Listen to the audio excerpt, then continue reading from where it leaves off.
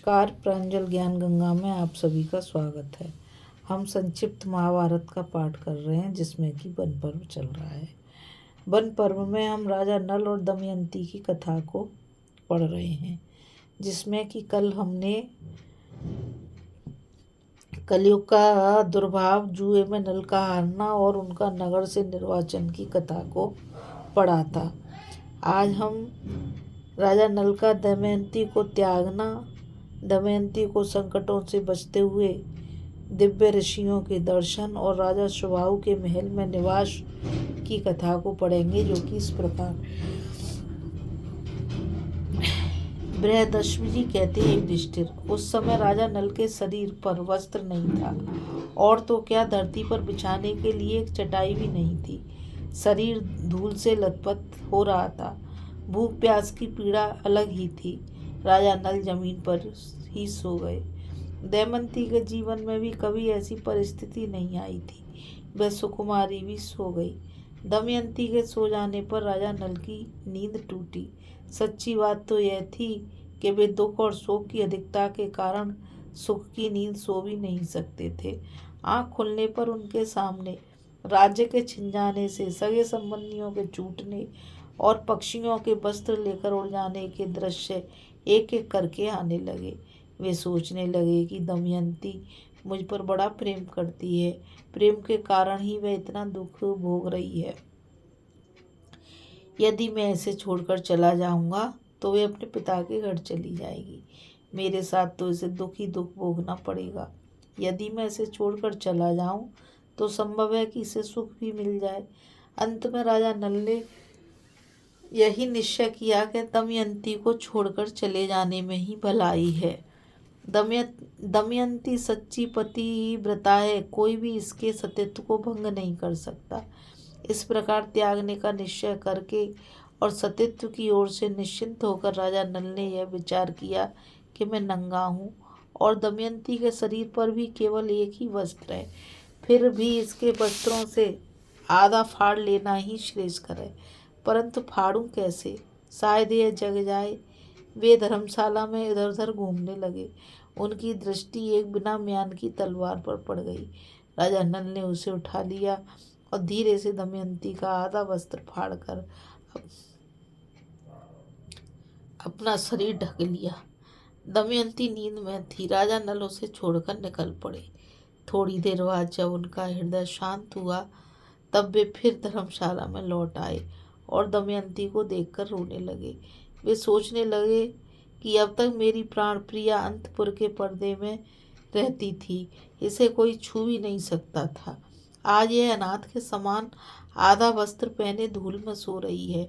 यह मेरे बिना दुखी होकर वन में कैसे फिरेगी? प्रिय, तू धर्मात्मा है, इसलिए आदित्य, वसु, रुद्र, अश्विनी कुमार और पवन देवता तेरी रक्षा करें। उस समय राजा नल का हृदय दुख के मारे टुकड़े टुकड़े हुआ जा रहा था। वे झूले की तरह बार बार धर्मशाला से बाहर निकलते और फिर लौट आते। शरीर में कलयुग का प्रवेश होने के कारण बुद्धि नष्ट हो गई थी, इसलिए अंततः वे अपनी प्राण प्रिया पत्नी को वन में अकेली छोड़कर वहां से चले गए।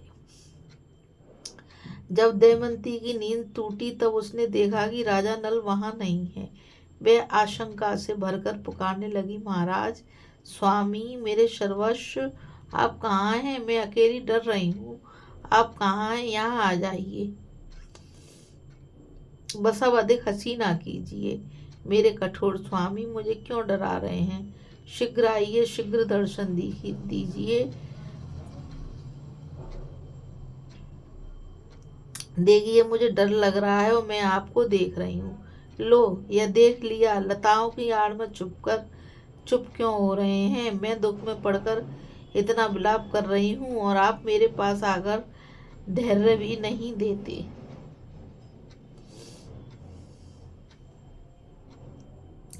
स्वामी, मुझे अपना या और किसी का शोक नहीं है। मुझे केवल इतनी ही चिंता है कि आप इस घोर जंगल में अकेले कैसे रहेंगे। हाँ नाथ, निर्मल चित्त वाले, आपकी जिस पुरुष ने यह दशा की है वह आपसे भी अधिक दुर्दशा को प्राप्त होकर निरंतर दुखी जीवन बितावे। दमयंती इस प्रकार विलाप करती हुई इधर उधर दौड़ने लगी। वह उन्मत्त सी होकर इधर उधर घूमती हुई एक अजगर के पास जा पहुंची। शोकग्रस्त होने के कारण उसे इस बात का पता ही नहीं चला कि अजगर दमयंती को निगलने लगा। उस समय भी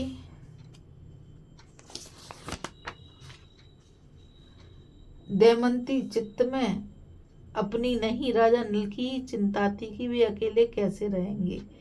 वह पुकारने लगी, स्वामी, मुझे अनाथ की भांति ये अजगर निगल रहा है, आप मुझे छुड़ाने के लिए क्यों नहीं दौड़े आते। दमयंती की आवाज एक व्याध के कान में पड़ी। वह उधर ही घूम रहा था। वह वहां दौड़ कर आया और देखकर कि दमयंती को अजगर निगल रहा है, उसने तेज शस्त्र से अजगर का मुंह चीर डाला।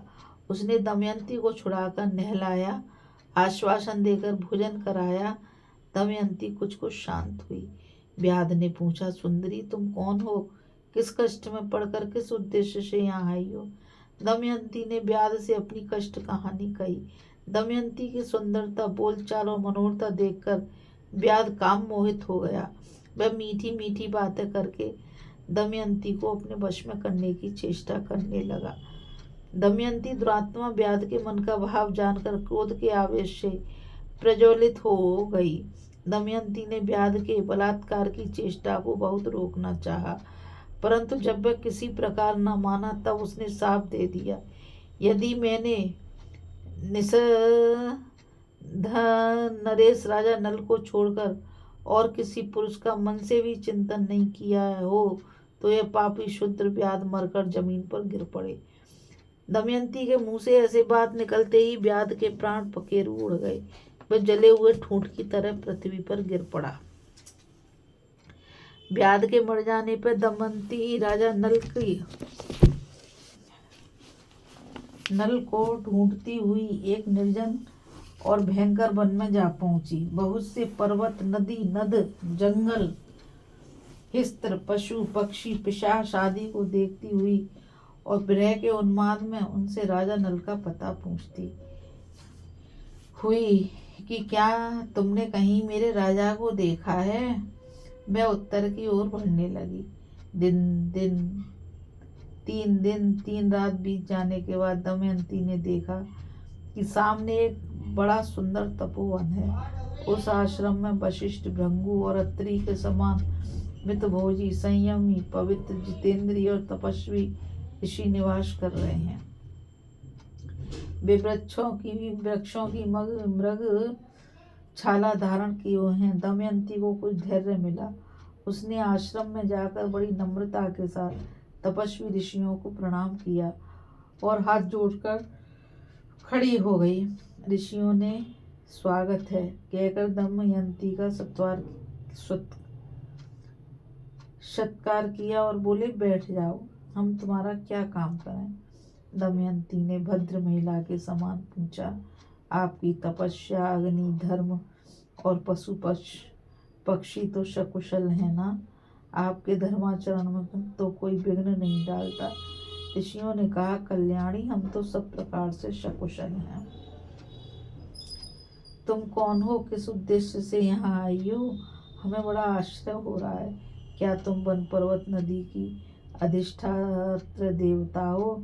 दमयंती ने कहा, महात्माओं में कोई देवी देवता नहीं, एक मनुष्य स्त्री हूँ। मैं विदर्भ नरेश राजा भीमक की पुत्री हूँ। बुद्धिमान, यशस्वी एवं वीर विजयी निषध नरेश महाराज नल मेरे पति हैं। कपट धूत के विशेषज्ञ एवं दुरात्मा पुरुषों ने मेरे धर्मात्मा पति को जुआ खेलने के लिए उत्साहित करके उनका राज्य और धन ले लिया है। मैं उन्हीं की पत्नी दमयंती हूँ। संयोगवश वे मुझसे बिछुड़ गए हैं। मैं उन्हीं रणवांकुरे, शस्त्र विद्या कुशल एवं महात्मा पति देव को ढूंढने के लिए वन वन भटक रही हूँ। मैं यदि उन्हें शीघ्र नहीं देख पाऊंगी तो जीवित नहीं रह सकूंगी। उनके बिना मेरा जीवन निष्फल है। वियोग के दुख को मैं कब तक सह सकूंगी? तपस्वियों ने कहा, कल्याणी, हम अपनी तप शुद्धि दृष्टि से देख रहे हैं कि तुम्हें आगे बहुत सुख मिलेगा और थोड़े ही दिनों में राजा नल का दर्शन होगा। धर्मात्मा निषद नरेश थोड़े ही दिनों में समस्त दुखों से छूटकर संपत्तिशाली निषद देश पर राज्य करेंगे। उनके शत्रु भयभीत होंगे, मित्र सुखी होंगे और कुटुंबी उन्हें अपने बीच में पाकर आनंदित होंगे। इस प्रकार के अगर वे सब तपस्वी अपने आश्रम के साथ अंतर्ध्यान हो गए। यह आश्रय की घटना देखकर दमयंती विस्मित हो गई। वह सोचने लगी, अहो मैंने यह स्वप्न देखा है क्या? यह कैसी घटना हो गई? वे तपस्वी आश्रम, पवित्र सलिला नदी, फल फूलों से लदे हरे भरे वृक्ष कहाँ गए? दमयंती फिर उदास हो गई, उसका मुख मुरझा गया। वहां से चलकर विलाप करती हुई दमयंती एक अशोक वृक्ष के पास आ पहुंची। उसकी आंखों से झरझर आंसू बह रहे थे। उसने अशोक वृक्ष से गदगद स्वर में कहा, शोक रहित अशोक, तू मेरा शोक मिटा दे। क्या कहीं तूने मेरे राजा को देखा है? अशोक, तू अपने शोक नाशक नाम को सार्थक कर। दमयंती ने अशोक की प्रदक्षिणा की और वह आगे बढ़ी। भयंकर वन में अनेकों वृक्ष, गुफा, पर्वतों के शिखर और नदियों के आसपास अपने पति देव को ढूंढती हुई दमयंती बहुत दूर निकल गई। वहां उसने देखा कि बहुत से हाथी, घोड़ों और रथों के साथ व्यापारियों का एक झुंड आगे बढ़ रहा है। व्यापारियों के प्रधान से बातचीत करके और यह जानकर कि यह व्यापारी राजा सुबाहु के राज्य चेदी देश में जा रहा है, दमयंती उनके साथ हो गई। उसके मन में अपने पति के दर्शन की लालसा बढ़ती ही जा रही थी। कई दिनों तक चलने के बाद वे व्यापारी एक भयंकर वन में पहुंचे। वहां एक बड़ा ही सुंदर सरोवर था। लंबी यात्रा के कारण सब लोग थक गए थे, इसलिए उन लोगों ने वहीं पड़ाव डाल दिया। देव व्यापारियों के प्रतिकूल था। रात के समय जंगली हाथी व्यापारियों के हाथियों पर टूट पड़े और उनमें भगदड़ मच गई। उनकी भगदड़ में सबके सब व्यापारी नष्ट भ्रष्ट हो गए। कोलाहल सुनकर दमयंती की नींद टूटी। वह इस महासंहार का दृश्य देखकर बावली सी हो गई। उसने कभी ऐसी घटना नहीं देखी थी। वह डरकर वहां से भाग निकली और जहां कुछ बचे हुए मनुष्य खड़े थे वहां जा पहुंची। तदंतर दमयंती उन वेद पाठी और संयमी ब्राह्मणों के साथ जो उस महासंहार से बच गए थे, शरीर पर आधा वस्त्र धारण किए चलने लगी और सायंकाल के समय चेदी नरेश राजा सुबाहु की राजधानी में जा पहुंची।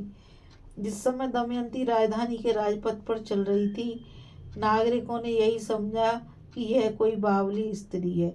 छोटे छोटे बच्चे उसके पीछे लग गए। दमयंती राजमहल के पास जा पहुंची। उस समय राजमाता राजमहल की खिड़की में बैठी हुई थी।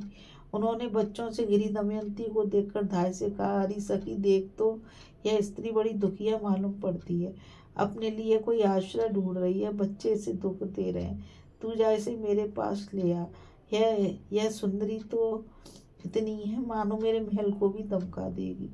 धाय ने आज्ञा पालन किया। दमयंती राजमहल में आ गई। राजमाता ने दमयंती का सुंदर शरीर देखकर पूछा, देखने में तो तुम दुखिया जान पड़ती हो, तो भी तुम्हारा शरीर इतना तेजस्वी कैसे है? बताओ तुम कौन हो, किसकी पत्नी हो? असहाय अवस्था में भी किसी से डरती क्यों नहीं? दमयंती ने कहा, मैं एक पतिव्रता नारी हूँ। मैं हूँ तो कुलीन, परंतु दासी का काम करती हूँ। अथयपुर में रह चुकी हूँ। मैं कहीं भी रह जाती हूँ, फल फूल खाकर दिन बिता देती हूँ। मेरे पति बहुत गुणी हैं और मुझसे प्रेम भी बहुत करते हैं। मेरे अभाग्य की बात है कि वे बिना मेरे किसी अपराध के ही रात के समय मुझे सोती छोड़कर न जाने कहाँ चले गए। मैं रात दिन अपने प्राण पति को ढूंढती और उनके वियोग में जलती रहती हूँ। इतना कहते कहते दमयंती की आंखों में आंसू मुड़ाए वे रोने लगी।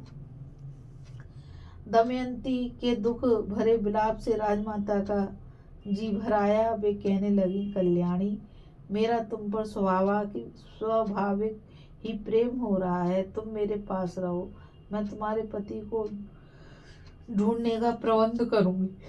जब वे आवे तब तुम उनसे यहीं मिलना। दमयंती ने कहा, माताजी, मैं एक शर्त पर आपके घर पर रहूंगी। मैं कभी झूठा ना खाऊंगी।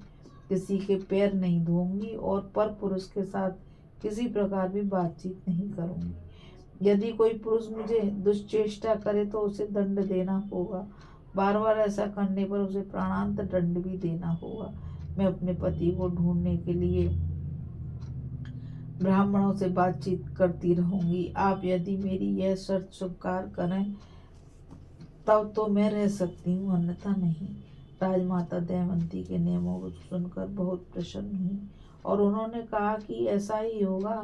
तदंतर उन्होंने अपनी पुत्री सुनंदा को बुलाया और कहा, बेटी देखो, इस दासी को देवी समझना। यह अवस्था मैं तुम्हारे बराबर की है, इसलिए इसे सखी के समान राजमहल में रखो और प्रसन्नता के साथ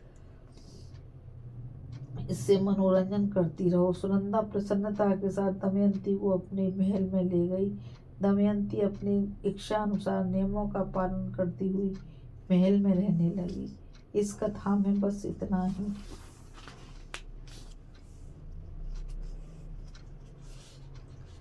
अभी हम राजा नल का दमयंती को त्यागना और दमयंती का राजा सुबाहु के महल में निवास की कथा को पढ़ रहे थे।